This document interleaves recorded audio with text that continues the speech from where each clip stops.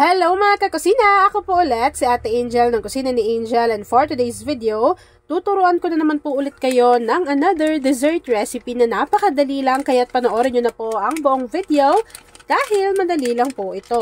So una, naglagay lang tayo sa aking saucepan nitong Menu Magic na green jelly powder. After po noon, maglalagay lang tayo dyan ng 3 cups of water and make sure na hindi pa po nakabukas yung apoy sa ating kalan. After adding ng ating water, siguraduhin lang po natin na natunaw ng maigi yung ating green jelly powder. Kapag napansin nyo po, natunaw na yan, pwede na po nating buksan yung ating apoy sa ating kalan over medium to low heat, and then hihintayin lang po natin kumulo yung ating jelly mixture.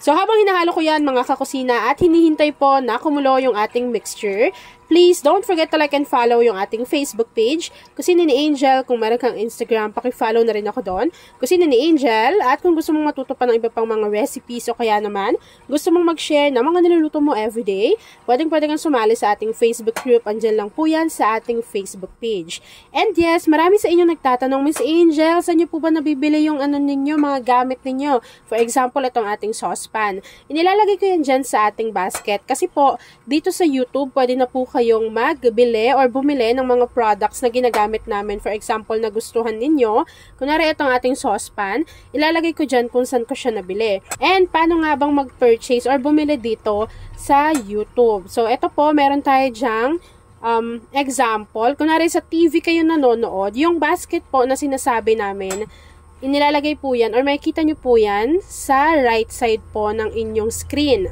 Pero kapag sa cellphone naman kayo nanood, makikita nyo naman po siya sa left side.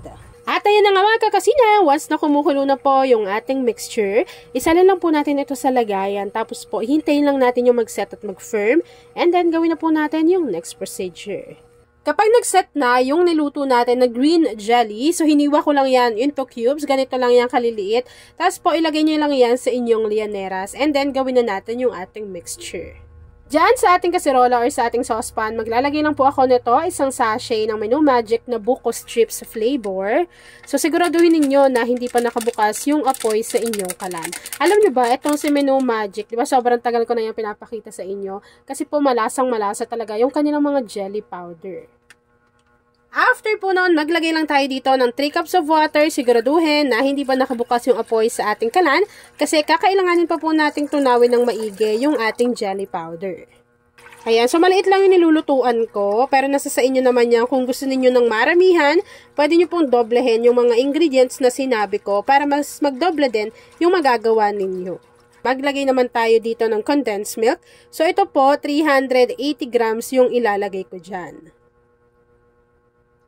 Yan.